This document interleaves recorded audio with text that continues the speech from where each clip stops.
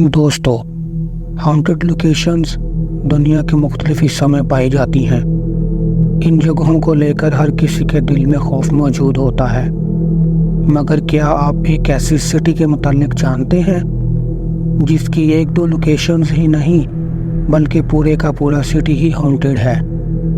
یقیناً ماضی میں کچھ نہ کچھ ایسی پراسرار حقیقت موجود تھی جس نے اس پورے شہر کو خوف کی علامت بنا کر رکھ دیا۔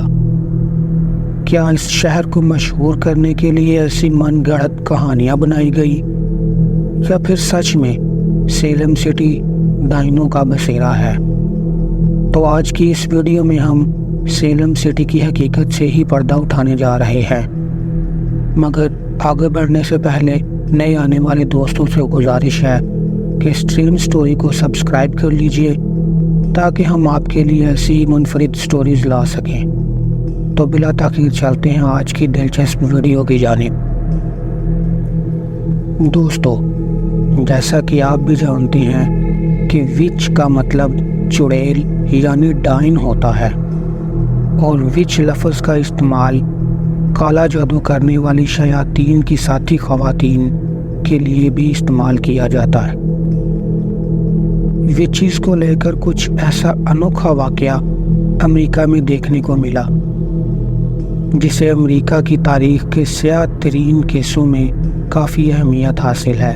یہ قصہ آج بھی دنیا بھر میں سیلم وچ ٹریلز کے نام سے مشہور ہے۔ دوستو، 16ویں صدی میں امریکی ریاست میساچوسٹس میں غریب انسانوں کو اپنا غلام بنانے کا رواج زور و شور سے جاری تھا۔ صرف سیلم ہی نہیں بلکہ اس کے اطراف کے علاقوں میں بھی بازاروں میں سرے عام انسانوں کی بولیاں لگائی جاتی تھیں۔ یہاں امیر لوگ اپنا من پسند غلام خریدتے اور انہیں اپنے گھر لے جا کر پوری زندگی ان سے گھر کے کام کاج کرواتے تھے۔ ان غلاموں کے ساتھ حاکم کا رویہ بھی خاصا ظالمانہ ہوا کرتا تھا۔ دوستو، سیمول فیرسٹ اس گاؤں کا ایک رئیس تھا جو کہ اس بازار سے ٹیٹی اوبا نامی خاتون غلام خریدتا ہے۔ باقی غلاموں کی طرح ٹیٹی اوبا سے بھی دن بھر گھر کے کام کاج کروائے جاتے اور اس کے ساتھ برا سلوک بھی کیا جاتا۔ یہ غلام خاتون دل ہی دل میں ان سے بدلہ لینے کا ٹھان لیتی ہے اور وچ بننے کی کوشش کرتی ہے۔ اس عمل میں اسے کئی کٹھن مرحلوں سے بھی دوچار ہونا پڑتا ہے، جس میں شیاطین سے آخری سانس تک غلامی کا ایگریمنٹ، انسانوں کی بلے چڑھانا اور جادو ٹونا کرنا لازم تھا۔ بہرحال یہ غلام خاتون سب سے پہلے اپنے مالک کی 9 سالہ بیٹی الیزابتھ پر کالا جادو کرتی ہے، جس سے اس بچی کی حالت کافی سنگین ہو جاتی ہے۔ ٹیٹی اوبا یہاں بھی نہیں رکتی اور اسی گھر میں موجود سیموئل فیرسٹ کی بھتیجی کو نشانہ بناتی ہے، اور 11 سالہ اس بچی کی حالت بھی کچھ ہی دنوں میں غیر ہو جاتی ہے۔ یہ دونوں بچیاں اپنے حلق سے عجیب و غریب آوازیں نکالتی تھیں، چیزوں کی توڑ پھوڑ کرتی تھیں اور اپنے نزدیک آنے والے ہر انسان پر حملہ کرتی تھی۔ وقت گزرنے کے ساتھ ساتھ گاؤں کی کئی لڑکیوں کو بھی اسی بیماری نے اپنی لپیٹ میں لے لیا۔ یہ لڑکیاں بھی ہر انسان پر حملہ کرتی تھیں، ان کی آوازیں بدل جاتی، ان میں سے بعض تو اتنی آپے سے پار ہو جاتی کہ انہیں گھروں میں بند کرنا پڑتا تھا۔ اب گاؤں کا ہر فرد اس صورتحال سے پریشان تھا۔ چونکہ اس دور میں لوگ میڈیکل سے زیادہ واقف نہ تھے، اس لیے گاؤں کا طبیب بھی اس بیماری کے بارے میں بتانے سے قاصر تھا۔ طبیب نے کہا کہ وہ اس بیماری کے بارے میں نہیں جانتا، نہ ہی اس قسم کی کوئی موذی بیماری ہوتی ہے، اور نہ ہی یہ مرگی کے دورے ہیں۔ ان لڑکیوں کی حالت بتا رہی ہے کہ معاملہ کچھ اور ہے، ہو سکتا ہے ان پر کالا جادو کیا گیا ہو۔ طبیب کی یہ بات پورے گاؤں میں آگ کی طرح پھیل گئی۔ اب ہر شخص اپنے طور قیاس آرائیاں کرنے لگا۔ اس بات پر فوراً یقین کر لیا گیا کیونکہ اس وقت جادو ٹونا اپنے عروج پر تھا۔ تبھی گاؤں کے معزز لوگوں نے اس معاملے کی تہہ تک پہنچنے کے لیے ایک کمیٹی تشکیل دی، جس کا کام اس بیماری کا پتہ لگانا اور اسے جڑ سے ختم کرنا تھا۔ اس کمیٹی نے متاثرہ لڑکیوں کو جمع کیا اور انہیں کہا کہ ان پر چونکہ کسی ڈائن نے کالا جادو کیا ہے تو اب وہ بھی در حقیقت ڈائن بننے والی ہیں۔ اگر اپنی خیریت چاہتی ہیں تو اس ڈائن کا نام بتائیں جو ان پر کالا علم کرتی ہیں۔ کمیٹی اور گاؤں والوں کے انتہائی پریشر پر ان میں سے چند لڑکیوں نے اس گاؤں کی 3 خواتین کا نام لیا، جن میں ٹٹیوبا، ایک فقیرنی اور ایک بوڑھی عورت بھی شامل تھی۔ اب پولیس کو اس معاملے میں انوالو کر لیا گیا۔ پولیس نے ان تینوں مشکوک خواتین کو حراست میں لے لیا۔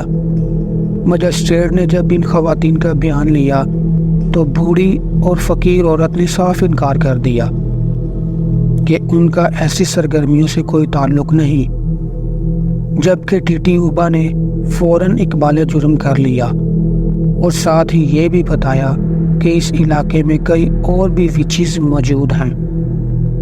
اس انکشاف نے سب کے پیروں تلے زمین نکال دی۔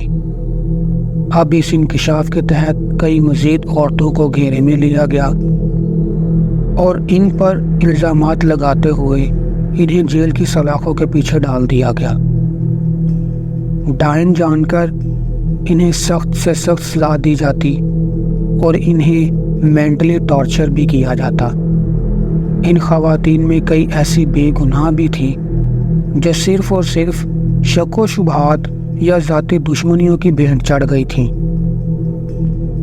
دوستو، اب وچ کے کیسز سلجھانے کے لیے ایک علیحدہ عدالت لگائی جانے لگی، جس میں صرف اور صرف کالے جادو کرنے والوں اور اس گھنونے کام کو کرنے کے الزامات میں گرفتار ہونے والوں کا فیصلہ کیا جاتا۔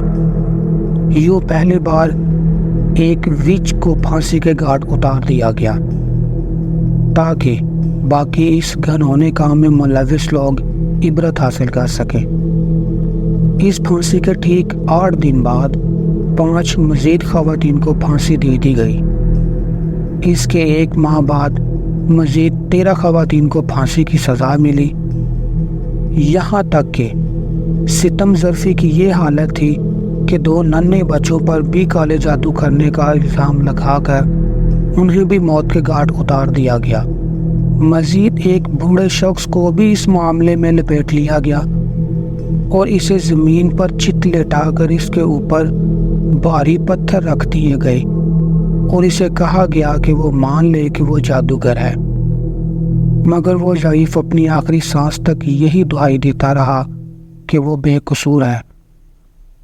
یوں 20 سے زائد لوگوں کو موت کی سزا دی گئی، جبکہ کئی خواتین قید میں ٹارچر نہ سہتے ہوئے مر گئی۔ ان مرنے والوں میں زیادہ تعداد معصوم لوگوں کی تھی۔ بہرحال وقت گزرنے کے ساتھ ساتھ حکومت اور پولیس کو احساس ہو گیا کہ ان کے وچ کے خلاف لیے گئے اقدامات منصفانہ نہ تھے۔ نئے آنے والے گورنر نے نیا بل پاس کیا کہ وچ کو قید کرنے کے لیے اتنے ہی ٹھوس ثبوت درکار ہونے چاہیے جتنا کہ دوسرے جرائم کے لیے ضروری ہوتے ہیں۔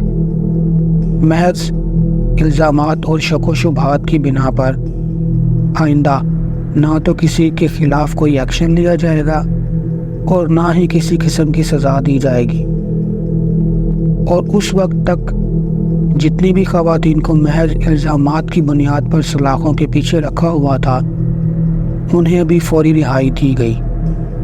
عدالت کی جانب سے باقاعدہ طور پر معافی بھی مانگی گئی، یہاں تک کہ مرنے والوں کے لیے ایک یوم کا اپواس یعنی روزہ رکھنے کا بھی اعلان کیا گیا، اور مرنے والے لواحقین کو پیسے بھی دیے گئے تاکہ وہ کسی کے عاجز نہ رہیں۔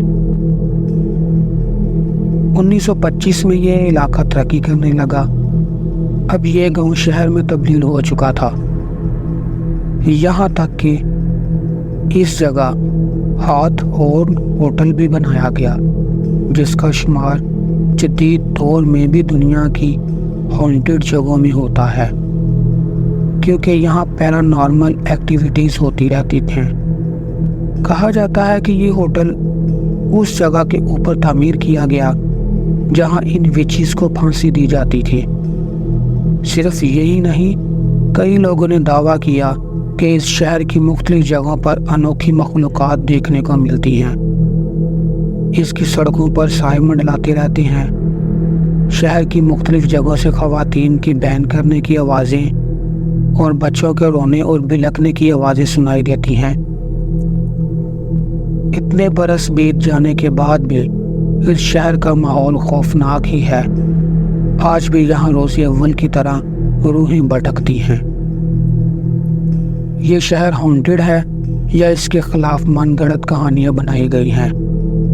اس ہوٹل کو مشہور کرنے کے لیے یہ ایک نیا طریقہ ہے یا ڈائنوں کا یہاں بسیرا حقیقت میں ہے؟